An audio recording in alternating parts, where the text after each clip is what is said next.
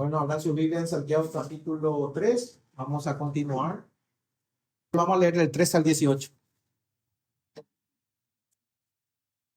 Si tienen la Reina Valera 1960, el título dice La sabiduría de lo alto. Dice, ¿quién es sabio y entendido entre vosotros? Muestre por la buena conducta sus obras en sabia mansedumbre. Pero si tenéis celos amargos y contención en vuestro corazón, no os jactéis ni mintáis contra la verdad. Porque esta sabiduría no es la que desciende de lo alto, sino terrenal, animal y diabólica. Porque donde hay celos y contención, allí hay perturbación y toda obra perversa. Pero la sabiduría que es de lo alto es primeramente pura, después pacífica, amable, benigna, llena de misericordia y de buenos frutos, sin incertidumbres ni hipocresía. Y el fruto de la justicia se siembra en paz para aquellos que hacen la paz. Muy bien, vamos a orar, hermanos. Vamos a pedir que el Señor nos guíe y que el Señor nos muestre por medio de su palabra cuál es la sabiduría que está guiando nuestras vidas. ¿Amén? Padre Celestial, amado Señor nuestro, otra vez nosotros aquí, Señor, en tu presencia, clamando, Señor, para que nos muestres la verdad que está en tu palabra.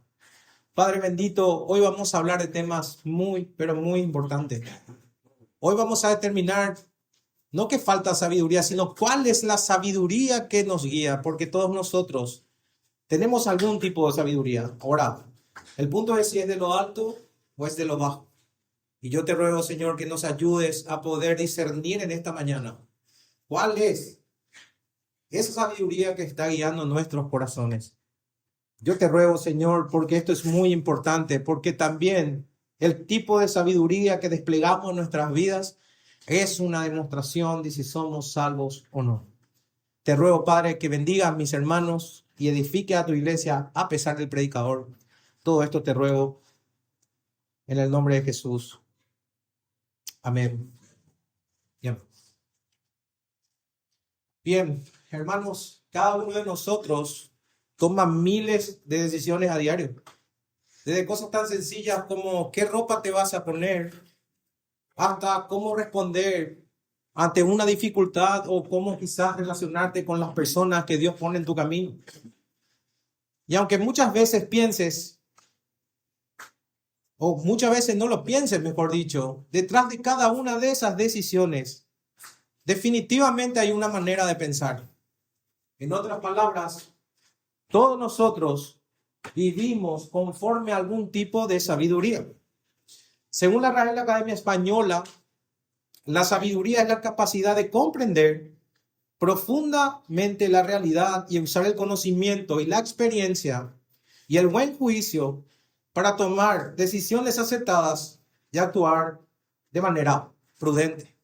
O sea, hermanos, que la sabiduría, por lo tanto, es mucho más que tener conocimiento o ser una persona inteligente.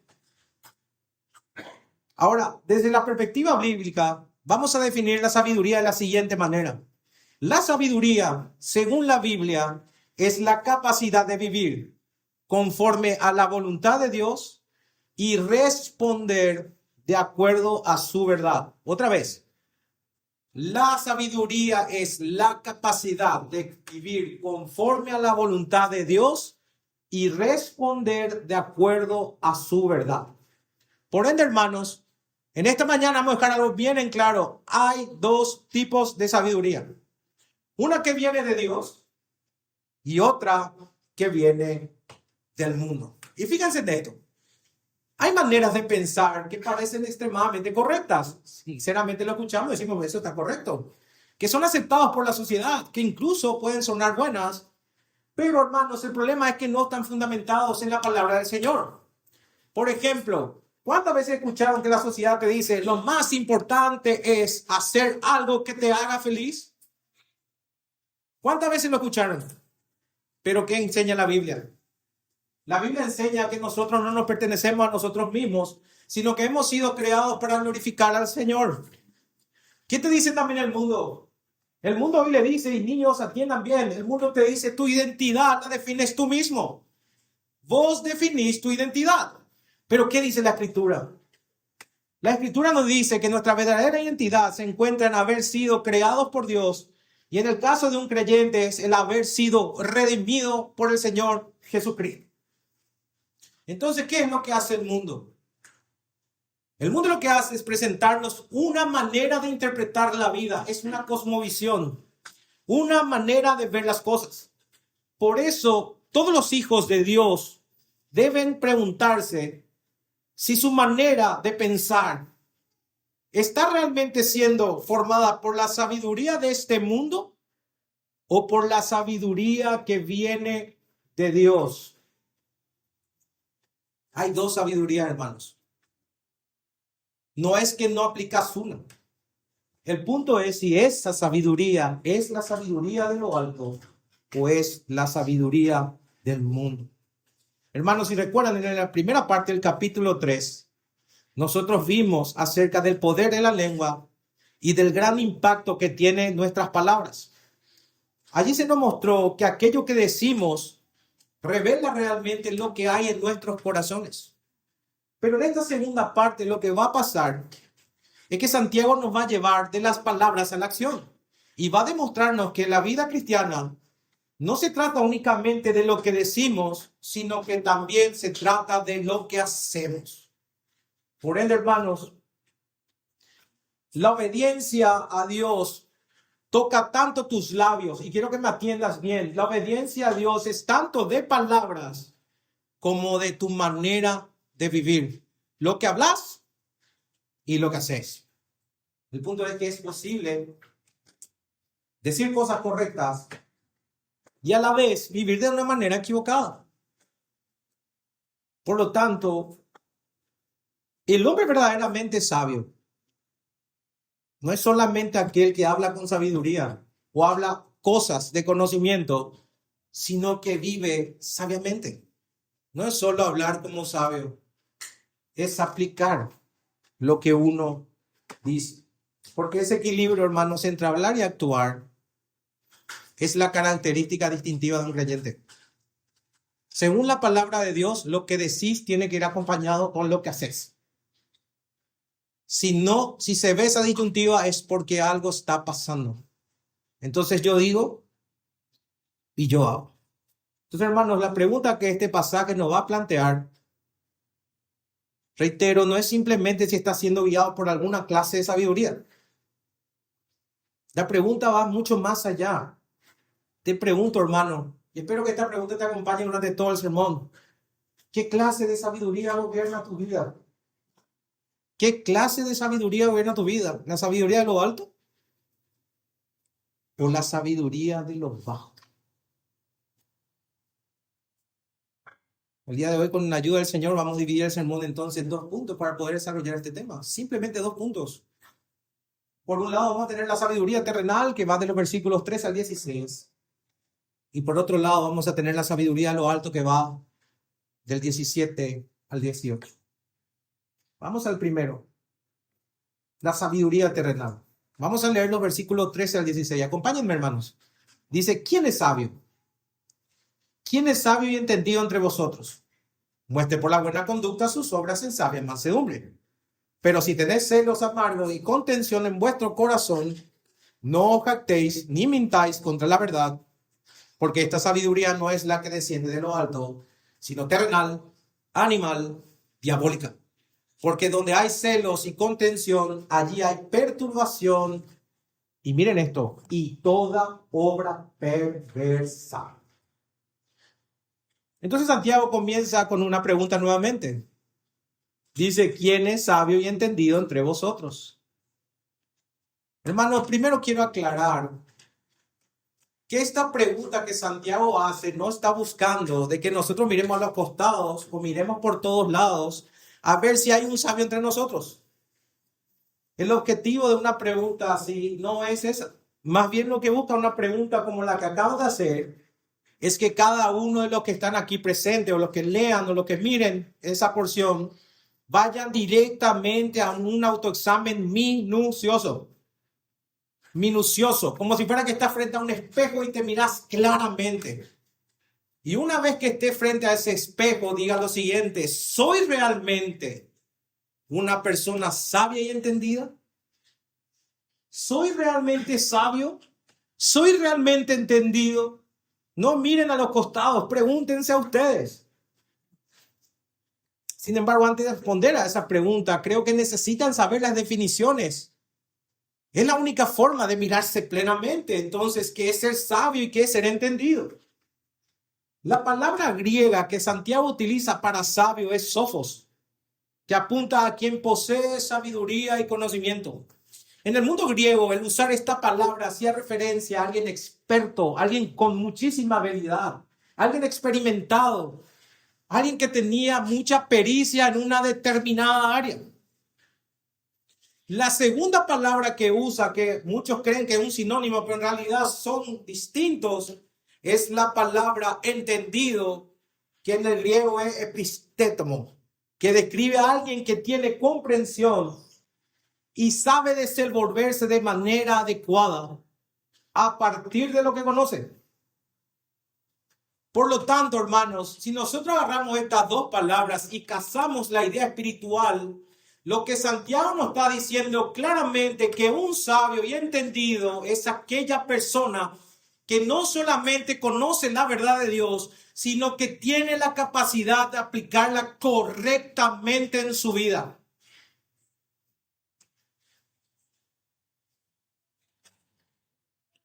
Conocer y aplicar. Entonces lo que Santiago hace es con estas dos palabras unir dos dimensiones que en la vida cristiana jamás deben estar separadas.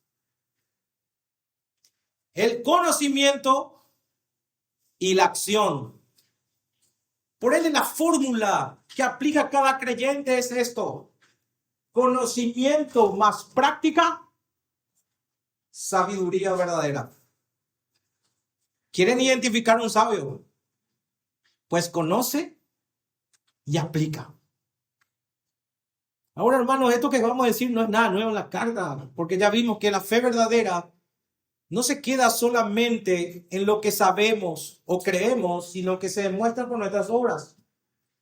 De la misma manera, la verdadera sabiduría no se queda solamente en lo que sabemos, sino que se hace visible en la forma en que vivimos. Otra vez el principio: no solo oír, sino hacer. No solo conocer, sino hacer. Y si se fijan bien, esta fórmula que acabo de decir tiene una estrecha relación con lo que dijimos al inicio del capítulo, que es el versículo 1, donde dice: hermanos míos, no hagáis maestros muchos de vosotros, sabiendo que recibiremos mayor condenación. Para los que nos visitan por primera vez o nos tuvieron el domingo pasado, recordemos que en aquel tiempo había personas dentro de la iglesia que deseaban ocupar el lugar de maestro, y eso no era malo. El punto era que no comprendían plenamente la gran responsabilidad que implicaba ese llamado. Ahora, lo que hay que entender para levantar un maestro, y esto es importante para la iglesia, un maestro no solamente necesita conocimiento, un maestro en verdad necesita sabiduría. Por ende, si hay alguien aquí que en el futuro quiera enseñar en la iglesia, debe tener sabiduría. Debe tener sabiduría. Y hay una pregunta válida a partir de aquí. Y pastor, ¿cómo sabremos que esa persona posee sabiduría? ¿Cómo sabemos que esa persona posee esa sabiduría que estamos diciendo que necesita un maestro? Santiago nos responde de la siguiente manera: porque será evidente. Va a ser evidente mediante la buena conducta de sus obras en sabia mansedumbre. ¿Ven lo que dice? Será tan evidente que vas a ver sabias obras de mansedumbre. La mansedumbre, hermanos, podemos definirla como la fuerza de un corazón sometido a Dios. Alguien que sabe controlar sus reacciones. Alguien que renuncia al orgullo. Alguien que responde con humildad, aun cuando podría responder con dureza. Vamos al máximo ejemplo de mansedumbre para que se entienda más: el Señor Jesucristo.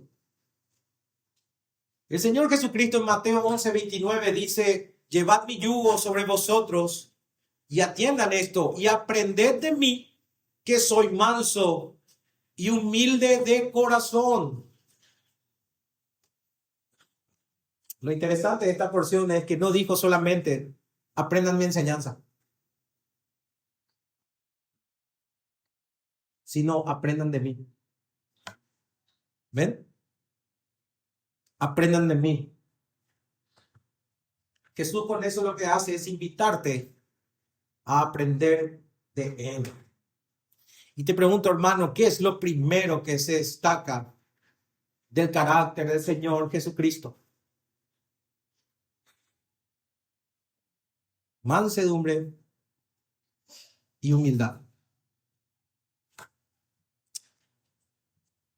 Hermanos, piensen en esto. Cristo tenía toda autoridad, tenía todo poder y era digno de toda gloria, pero nunca utilizó ese poder para exaltarse a sí mismo. Entonces podemos decir que su poder estaba perfectamente sometido a la voluntad del Padre. Por eso, si hablamos de una persona mansa, no lo vean como una debilidad. Si hablamos de mansedumbre, estamos hablando de potencia en sujeción, poder en sujeción. Es tener la capacidad de responder y vos sabés que le podés responder, pero decidís hacerlo bajo el gobierno de Dios. Por ende, ¿quién ve como una persona mansa? La persona mansa no responde mal con mal. La persona mansa no busca impresionar o no busca imponerse siempre. Yo siempre tengo la razón. La persona mansa no utiliza su conocimiento para elevarse sobre otros. Todas esas cosas son por una simple razón. Entiende que todo lo que tiene ha recibido de Dios. Entonces, hermanos, querer enseñar y querer ser maestro. Si alguien aquí quiere enseñar y ser maestro, debe ser manso y humilde como lo fue nuestro maestro. Por eso no hay que apurar en fabricar líderes. Hay que tomarse el tiempo, tratar con su carácter, tratar con su corazón. Y no dejarnos llevar por el simple hecho que tiene buena oratoria y retórica y puede comunicar una verdad. Eso es importante, hermano, el día que nosotros elijamos otras personas que estén aquí. No es simplemente un carisma, es un carácter probado. ¿Ven? Ahora, esta mansedumbre no solo impacta en la vida de los maestros, también debe impactar en tu vida cotidiana. ¿Dónde? En el hogar, por ejemplo. En la iglesia. En la manera que tratas a aquellos que no piensan igual que vos.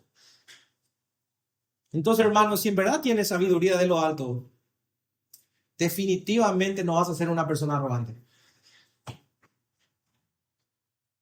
Es totalmente lo contrario. No vas a ser arrogante. Sin embargo, si posees la sabiduría del mundo, serás orgulloso, celoso y contencioso. Por eso dice, pero si tenéis celos amargos y contención en vuestro corazón, no os jactéis ni mintáis contra la verdad. A partir de aquí vamos a ver la otra cara de la moneda. Vamos a empezar a ver una sabiduría que aparenta ser espiritual, pero que en realidad nace de un corazón que no está gobernado por Dios. Santiago comienza diciendo, pero si tenéis,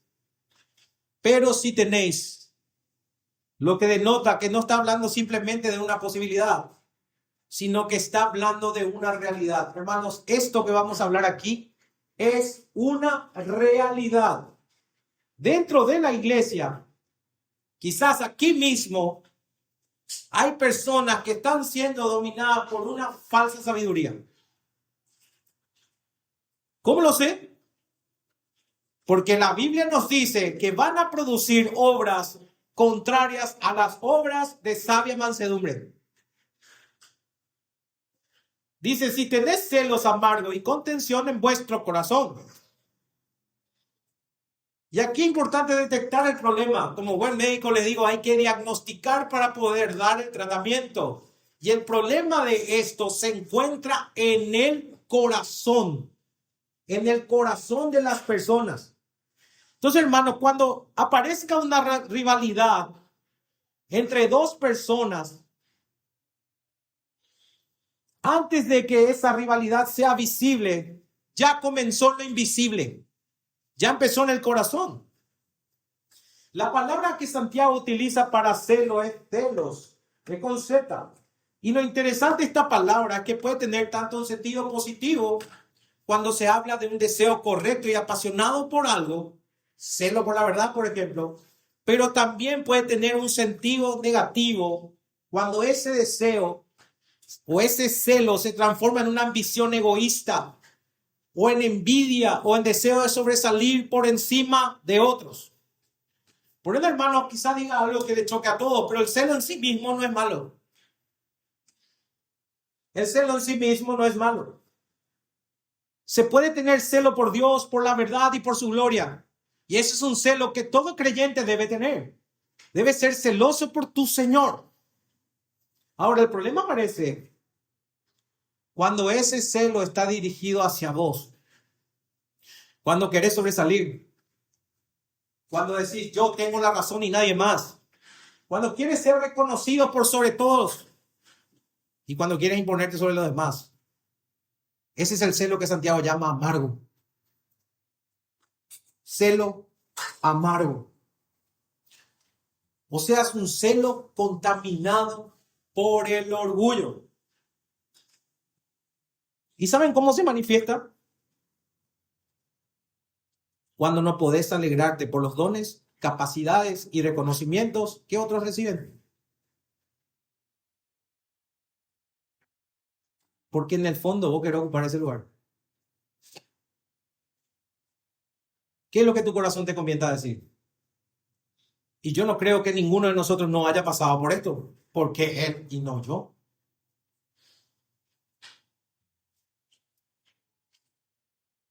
Porque Dios usa a esa persona y no a mí. Y cuando ese celo amargo gobierna el corazón, inevitablemente, hermanos, va a desembocar en una contienda. La palabra griega para contención es eriteia. Y si tu corazón está gobernado por un celo amargo, va a haber rivalidad, ambición egoísta, espíritu partidista y competencia por sobresalir.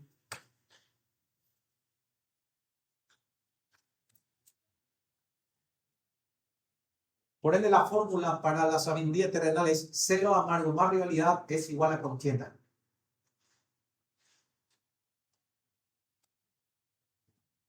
Nuevamente, esto podemos extraer y conectar al principio del capítulo. Porque lo que querían enseñar no tenían un carácter probado, no eran humildes y mansos. Querían ser escuchados, pero estaban dispuestos a servir, no estaban dispuestos a servir. Querían enseñar la verdad, pero con corazones llenos de orgullo y rivalidad. Por eso Santiago dice, no os captéis ni mintáis contra la verdad. En cómodas palabras dice, no enseñen pensando que son sabios cuando su conducta demuestra totalmente lo contrario. Una persona puede tener conocimiento correcto, puede hablar de la verdad bíblica, incluso defender una doctrina correcta. Pero si su vida está marcada por orgullo, celos y contiendas, definitivamente, hermano, y atiéndanme bien, está contradiciendo con sus obras aquello que afirma con sus palabras. Lo mismo ocurre en la vida de cada uno de ustedes, que no aspiran a ser maestros, no tienen el llamado a ser maestros.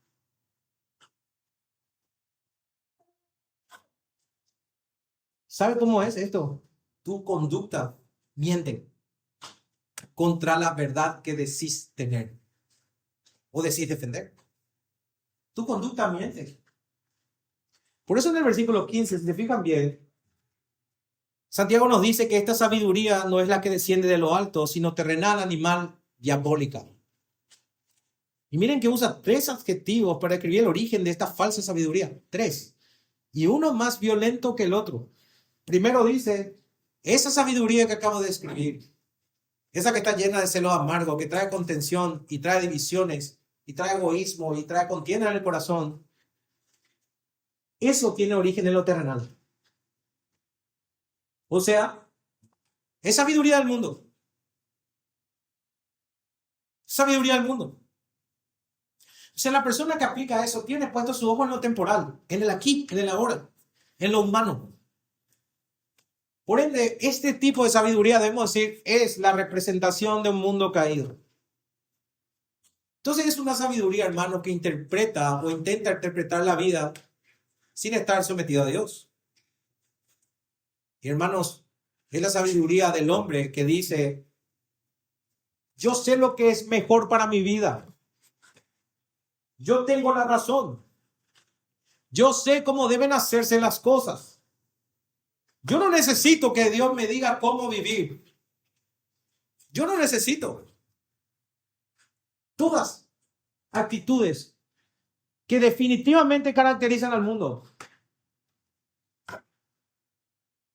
Además de eso, el mundo le llama sabiduría a lo que Dios llama necedad, y llama necedad a lo que Dios llama sabiduría. Vayan conmigo a 1 Corintios 1:18 y vamos a ver lo que Pablo expresa.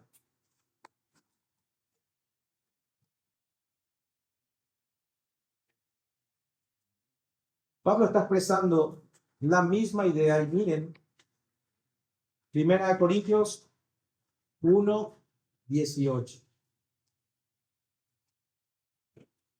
Dice, porque la palabra de la cruz es locura a los que se pierden, pero a los que se salvan, esto es, a nosotros, es poder de Dios.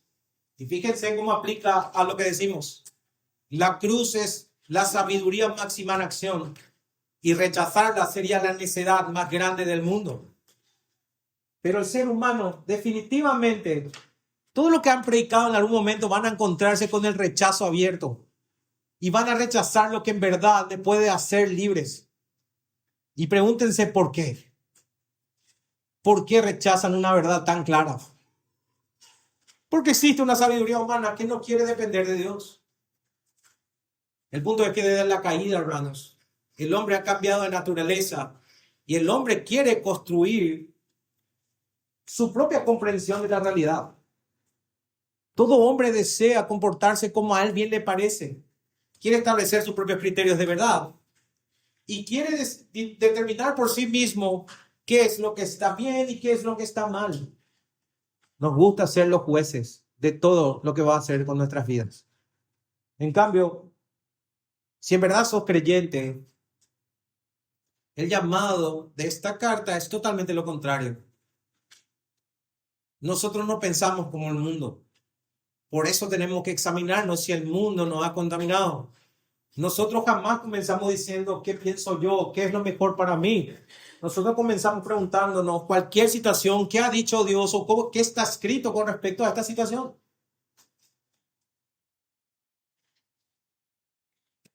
Entonces la sabiduría terrenal empieza en el hombre, pero la sabiduría celestial comienza con Dios. Una sabiduría del mundo te dice, confía en tu propio entendimiento. En cambio, si vos tenés esta sabiduría celestial, lo que va a pasar es descansar en la palabra de Dios. Es completamente distinto. Por eso, esta sabiduría es terrenal, es del mundo, procede de abajo y no de arriba. En segundo lugar, dice, se habla de esta falsa sabiduría con este adjetivo, dice que es animal. Animal. La palabra hace referencia a aquello que pertenece a la naturaleza humana o a lo natural. Por ende, cuando dice animal, ustedes tienen que ver de la siguiente manera. Es contrario a lo que procede del espíritu. Animal, estado silvestre. Y es contrario a lo que está o procede del espíritu. Es decir, hermanos, si esta es una sabiduría animal, Estamos frente a una sabiduría que puede ser producto de la capacidad intelectual del hombre o de sus experiencias, de sus razonamientos o de sus percepciones naturales de las cosas, pero que jamás procede del Espíritu Santo. Y esto es importante, hermanos, porque la Biblia no enseña que el hombre sea incapaz de pensar, que sea incapaz de razonar o sea incapaz de adquirir conocimiento. El problema no está en eso. Por eso podemos educarnos, por eso podemos estudiar, podemos ir a la universidad, podemos ir al colegio. El problema no se encuentra en el conocimiento per se. El problema es que el hombre en su condición natural no tiene la disposición espiritual para someterse a Dios. Y ya que estamos en Corintios, vamos a 1 Corintios capítulo 2, versículo 14, donde Pablo claramente dice, pero el hombre natural no percibe las cosas que son del Espíritu de Dios, porque para él son locura y no las puede entender, porque se han de discernir espiritualmente. Esto explica mucho de por qué nosotros hablamos de una verdad que todo el mundo necesita, pero no todo el mundo acepta. Porque el hombre natural no puede percibir las cosas espirituales. Entonces, hermanos, es triste lo que voy a decir, pero un hombre puede tener muchísimo conocimiento y puede tener una educación en los mejores lugares del mundo. Puede tener una experiencia tanto en lo laboral como en otras áreas de la vida de una forma impresionante. Puede tener una capacidad intelectual con un IQ superior inclusive al de Einstein. Y puede llegar inclusive a tener una gran capacidad de argumentación o desarrollo de una idea. Pero el problema es que ninguna de esas cosas por sí mismas van a producir una sabiduría espiritual. Porque la verdadera sabiduría requiere algo que el conocimiento humano no puede producir. La obra del Espíritu de Dios. Por eso, hermanos, yo les ruego que en esta mañana aprendan a diferenciar y tengan muchísimo cuidado de no confundir inteligencia con sabiduría. Muchísimas personas inteligentes yo conozco, pero sabios es otra cosa. Una persona puede ser muy inteligente, sin embargo vivir neciamente para con Dios. Y el principio de la sabiduría es, y el principio de la sabiduría es el temor de Jehová. Entonces puedes dominar toda la universidad, tener todos los masterados, puedes ser el profesor de profesores, puede tener una inteligencia sobrenatural, puede ser el tipo más inteligente del mundo, puede desarrollar inventos que lleguen hasta Marte, hasta la Luna, hasta donde sea. Pero si no temes al Señor, y si no tenés al Señor en tu corazón, sos una persona necia que está siendo guiada por la sabiduría del mundo. También puede ser que conozca mucha teología y tener muy poco dominio propio de la lengua, por ejemplo. Quizás pueda explicar una doctrina y seas incapaz de vivirla.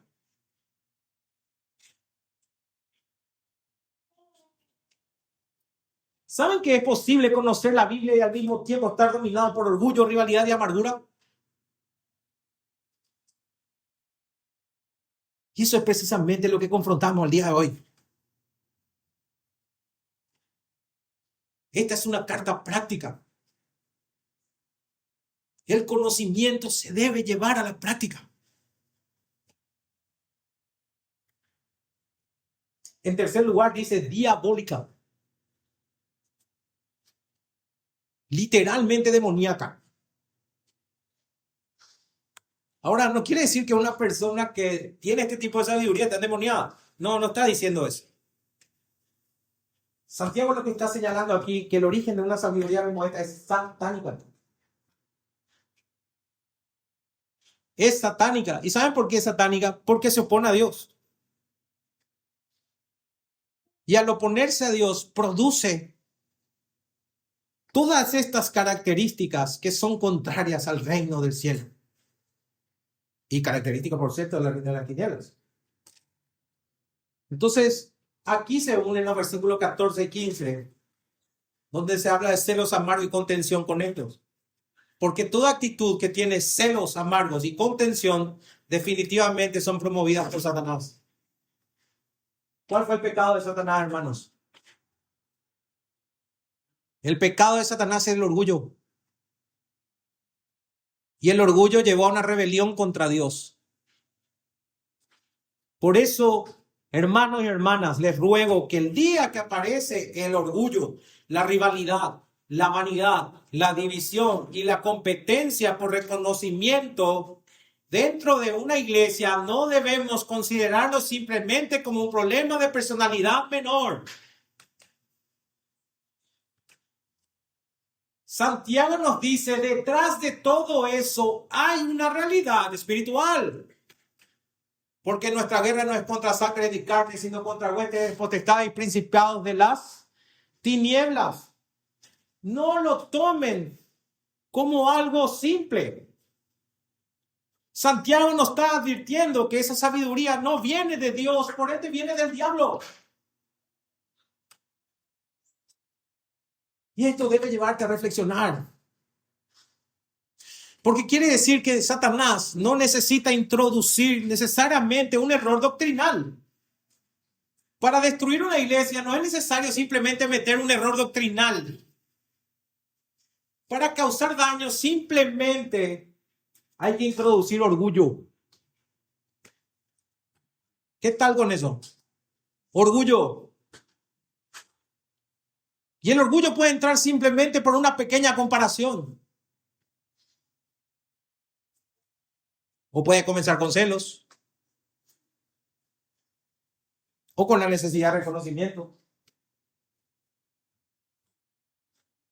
Simplemente alguien que puede estar sentado ahí atrás, adelante, acá en el medio y puede decir, yo también debería estar ahí predicando.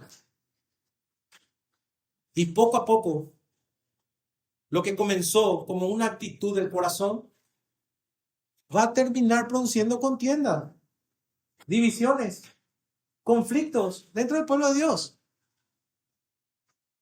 Porque donde hay celos, hermanos, hay contención. Y si hay celo y contención, allí hay perturbación. Y miren esto, y toda obra perversa. Cuando dice por qué,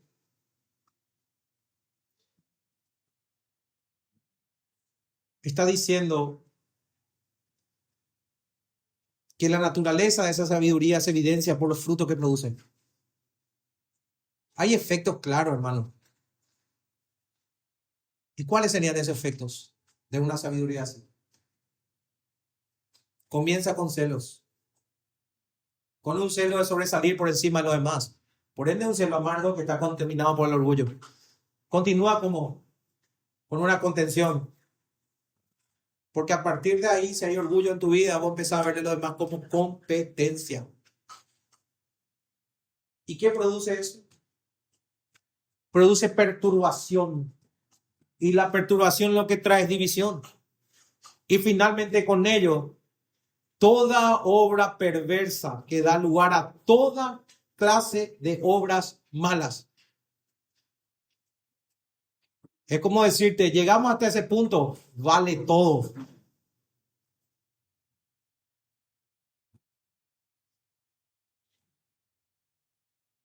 Mi hermano, donde gobierna la sabiduría terrenal, el resultado no es edificación espiritual, es destrucción. ¿Recuerdan lo que vimos la semana pasada? Una sola palabra puede destruir absolutamente todo. Si a eso le sumamos que está gobernado por una sabiduría terrenal, termina en división.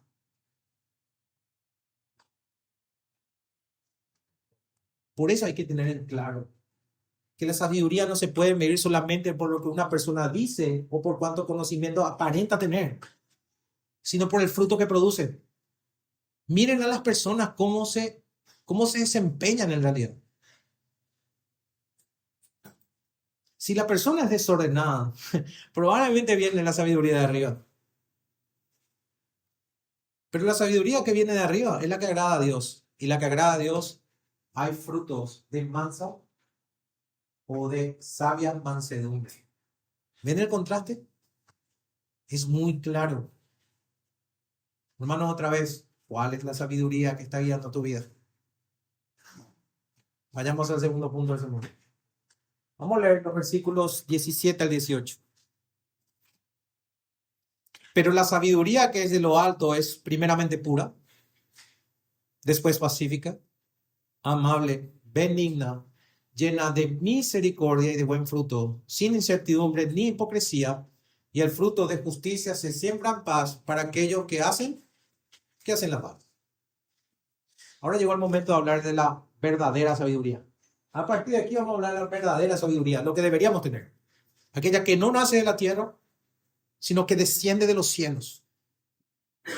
Santiago dice, pero la sabiduría que es de lo alto es primeramente pura, después pacífica, amable, benigna, llena de misericordia y de buenos frutos, sin incertidumbres ni hipocresías.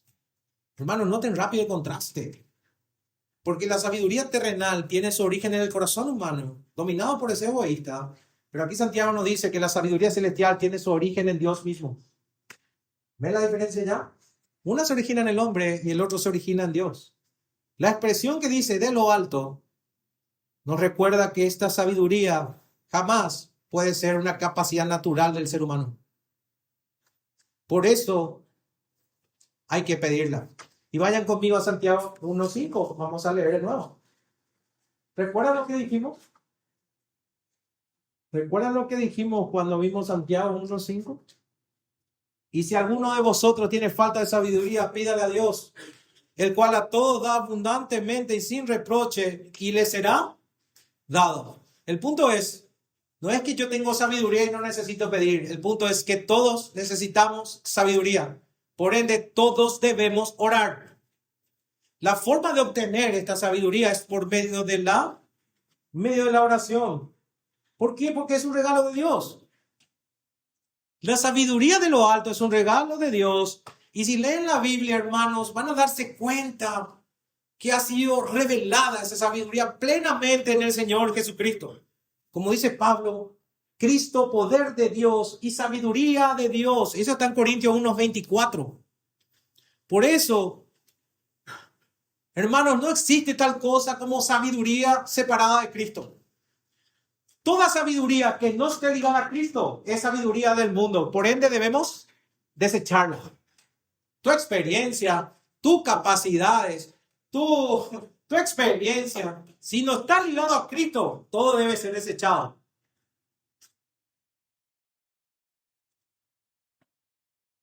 Porque en Cristo está escondida, dice Colosenses 2:3, todos los tesoros de la sabiduría y del conocimiento. Por lo tanto, hermanos, el creyente recibe esta sabiduría por medio de la obra de Cristo y la acción del Espíritu Santo.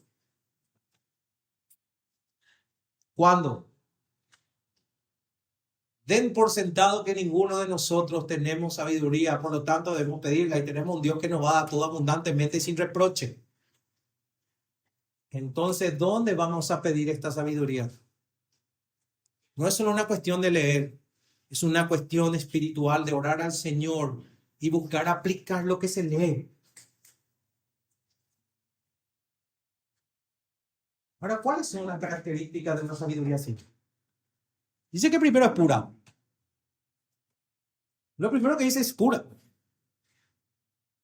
O sea, está limpia, sin contaminación y sin mezclarse con maldad. Completamente contrario a la sabiduría terrenal que está contaminada, por eso es amarga, por el orgullo. Está contaminada por ambición personal y el deseo de exaltarse a uno mismo. Y hermano, es súper evidente que la sabiduría que viene de lo alto sea pura, porque la pureza es el reflejo del carácter de Dios. Dios es puro. Dios es santo. Y aquello que procede del Señor debe llevar la marca de su santidad. Es sabiduría de lo alto. Tiene la característica de Dios. Por eso la sabiduría bíblica no es simplemente aprender principios correctos. ¿Cuántas veces ya escucharon de que tienen que ser conformados al carácter de Dios? Si Dios es puro, ¿qué debemos hacer nosotros? Puro. Es más, al Dios de la pureza, vos le estás pidiendo sabiduría. Y al pedirle sabiduría y aplicar en tu vida, comenzarás a moldear el carácter conforme a Dios. Por ende, hermanos, la verdadera sabiduría va a producir santidad. ¿Sos sabio? ¿Sos santo? La segunda característica es pacífica. O sea que la sabiduría que viene de arriba produce paz porque viene del Dios de paz. Esto de ninguna manera significa que no hay conflicto o que siempre vamos a evitar hablar de algunas verdades para que nadie se enoje o corregir y esas cosas. No, no estamos diciendo eso.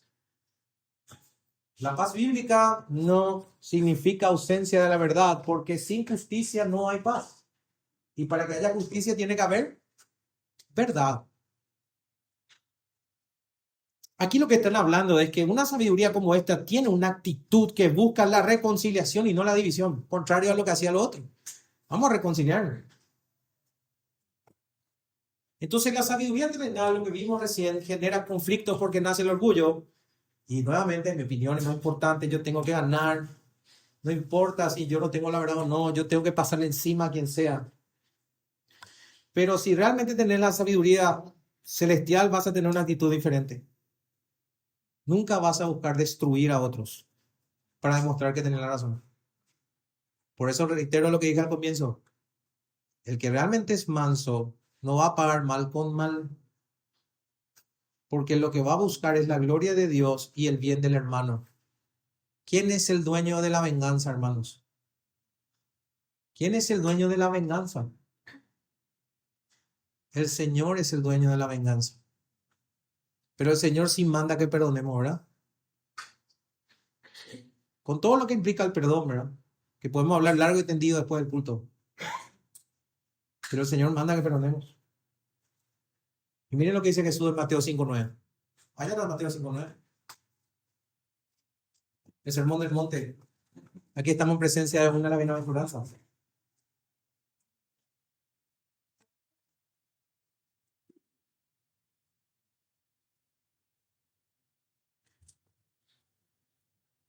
Dice, bienaventurados los pacificadores, porque ellos serán llamados hijos de...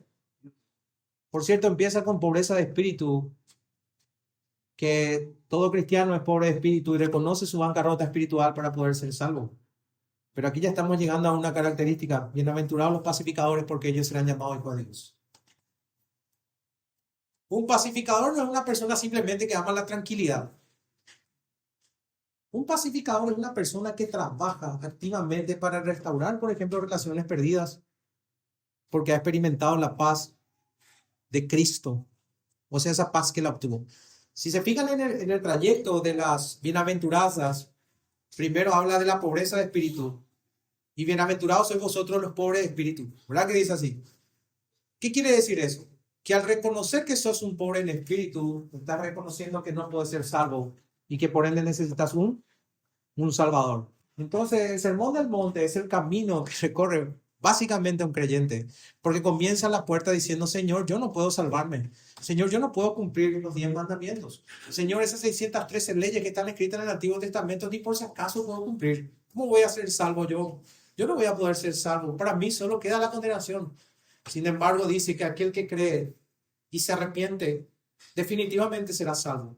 Pero para poder creer y para poder arrepentirse hay que reconocer que ha quebrado espiritualmente. Y eso es lo primero. Somos pobres espirituales. Y a partir de ser pobres espirituales, somos pacificadores. O sea, buscamos restaurar y no destruir. Por eso Pablo dice en Romanos capítulo 5, versículo 1, justificados pues por la fe, tenemos paz para con Dios por medio de nuestro Señor Jesucristo. Estamos en paz con Dios. Y al tener paz con Dios, entendemos que debemos de ser posible y está dentro de nuestras posibilidades andar en paz con todos. Entonces es básico, hermano, el que ha sido reconciliado con Dios aprende a reconciliarse con otros. Eso es un pacificador. En tercer lugar dice que esta sabiduría es celestial porque es amable y es benigna. Aquí utiliza un lenguaje que describe a una persona considerada humilde y dispuesta a escuchar. Muy por el contrario a la terrenal, que es rígida y orgullosa.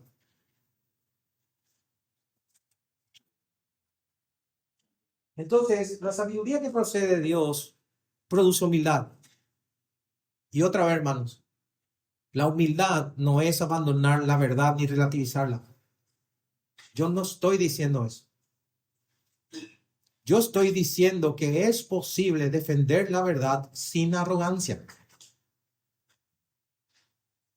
¿Entienden lo que quiero decir? Vos podés defender la verdad sin ser arrogante. Pero mucho cuidado con defender la verdad con arrogancia. Cristo es nuestro ejemplo nuevamente. Él tenía toda la verdad, pero otra vez, era manso y humilde. Yo estoy diciendo, hermanos, que podemos tener convicciones firmes, pero con un corazón humilde. En cuarto lugar, dice que está llena de misericordia y buenos frutos. La misericordia, como todos saben, es tener compasión frente a la necesidad del otro.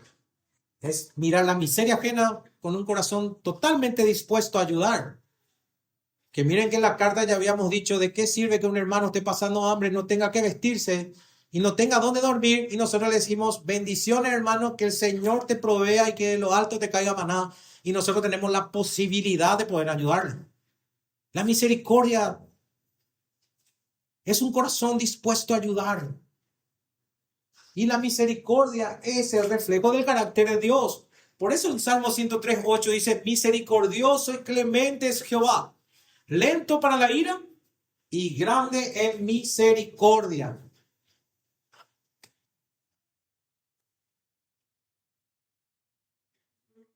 Una persona que aprendió de la misericordia de Dios, definitivamente da misericordia. Eso quiere decir que si nosotros decimos que somos sabios, se tienen que ver frutos visibles, tiene que haber visibilidades. Y esto se conecta, ¡pum!, con todo lo que viene enseñando en esta carta. La fe verdadera siempre produce obras. Por eso la advertencia: no ser solamente oidores, sino hacedores de la palabra. Y reitero, hermanos, no somos salvos por obras, pero sí somos salvos para obras. La sabiduría de Dios produce una vida que definitivamente puede ser observada por otros. Se nota. Por eso no hay que tener miedo de mostrar tu vida. El que nada debe, nada teme. Cuanto más transparente sea, mejor. Y hay que entender, hermanos, que no somos perfectos, ¿verdad? Pero sí hay una lucha sincera. En quinto lugar, dice que la sabiduría celestial es imparcial y sin hipocresía. Y me gusta mucho esto, porque quiere decir que no es necesario que nosotros aparentemos algo que no somos. Demasiado carga es hacerte sentir el espiritual y quizás demasiado para poder encajar en un grupo. No, hermano, no es necesario hacer eso. Al contrario, hay que reconocer lo que uno es y no hay que tener vergüenza por eso. Esta palabra lo que apunta a una vida sincera, algo transparente, algo sin máscaras. Si vos querés buscar por medio de la sabiduría terrenal, vas a querer impresionar a las personas. Y te vas a mostrar inclusive muchas veces cómo realmente no sos. Pero si en verdad te aplicas la sabiduría celestial, vas a tener una vida coherente con Dios. Coherencia. Vas a ser coherente.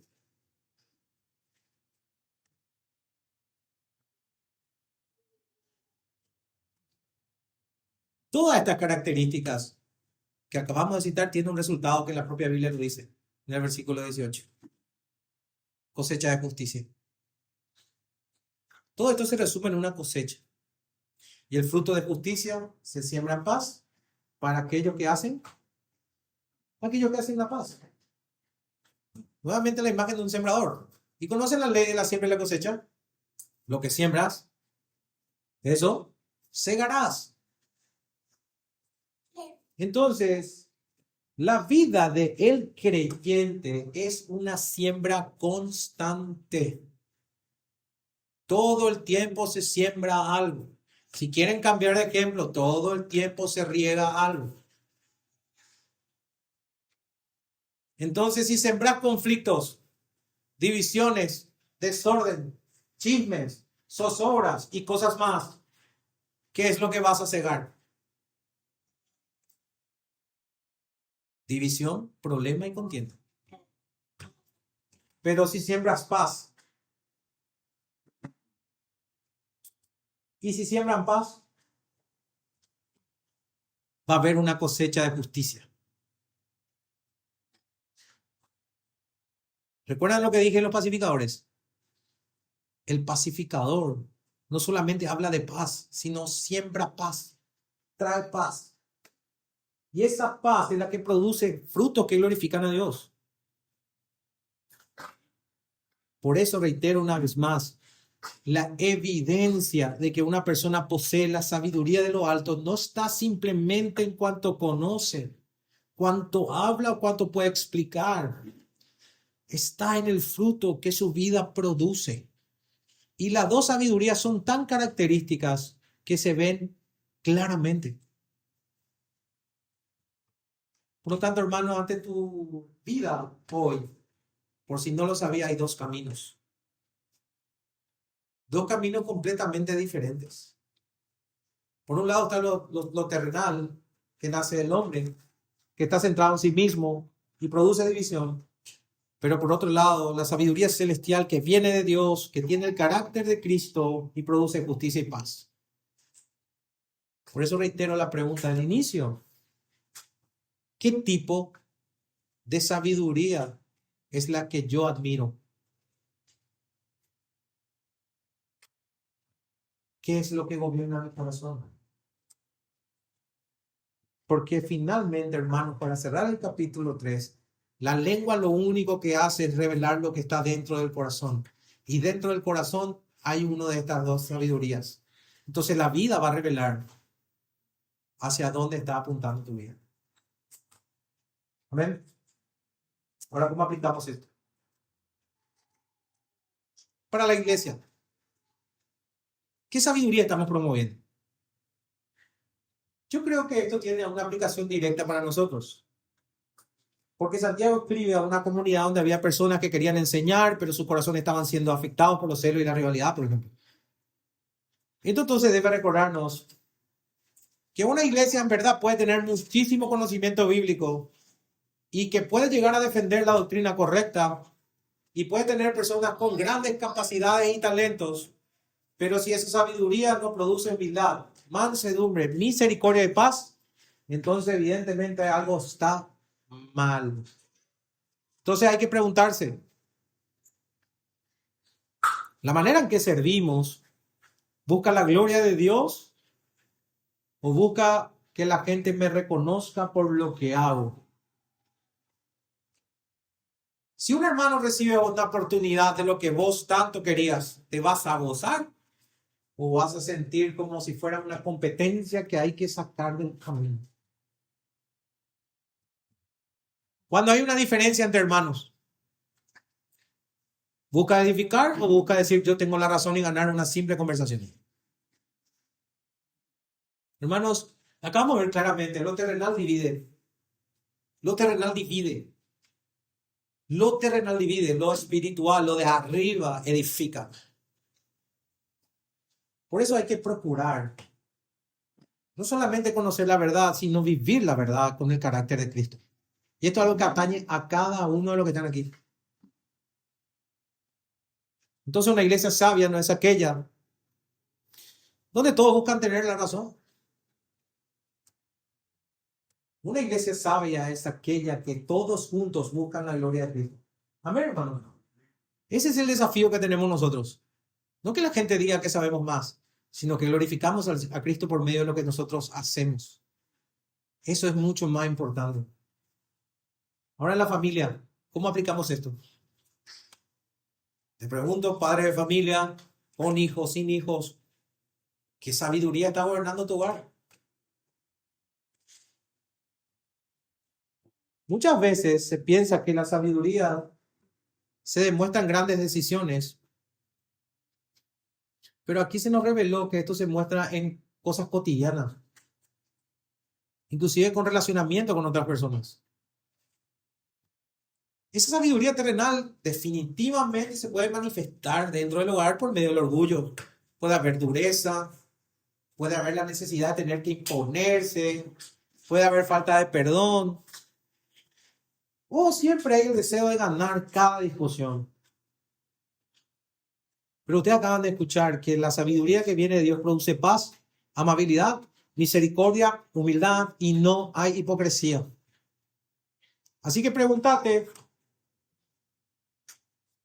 ¿mis palabras en mi hogar reflejan la mansedumbre de Cristo? ¿Soy rápido para defenderme y muy lento para escuchar? ¿Busco tener la última palabra o busco reconciliarme? Hermano, que no se ponga el sol sobre tu enojo. Si eso llega a ocurrir y no pacificas, raíz de amargura vas a tener. Y si tenés raíz de amargura, vas a contaminar tu hogar. Pero no solamente el hogar, vas a venir a contaminar acá y vas a contaminar por cuanto lugar te vayas. Por una simple razón. No quieres soltar tu orgullo para hacer lo que el Señor te demanda. Perdona. Entonces un hogar cristiano no se construye simplemente con conocimiento. Amén, hermano. Sino con vidas transformadas. ¿De qué sirve que le enseñe a mi hija que hay que venir los domingos si yo falto cuanta oportunidad tenga? No deje de congregarse como algunos tienen por costumbre y yo soy el primero en romper eso. ¿Qué creen que mis hijos van a copiar? ¿Lo que digo o lo que hago? Tu hijo no solamente va a escuchar lo que crees. Es más, creo que tu hijo van a mirar más la manera en que vives.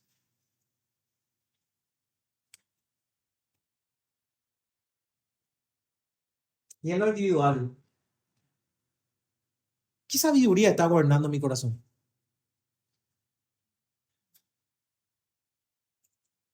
Como dije en el inicio, todos están siendo gobernados por algún tipo de sabiduría. No hay vida neutral. O sos o no sos. O estás o no estás. A o contra.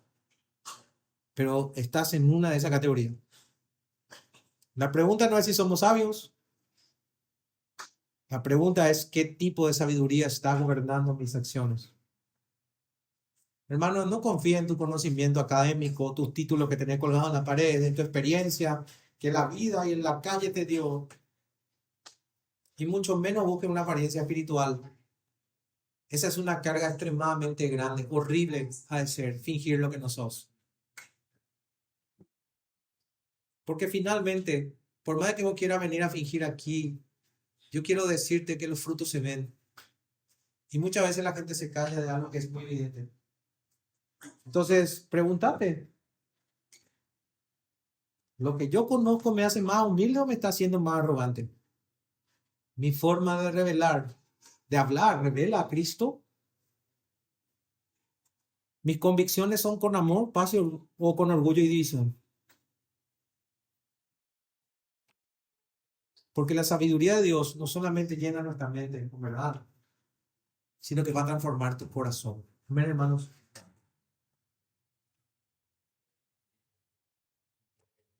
Vamos a ver.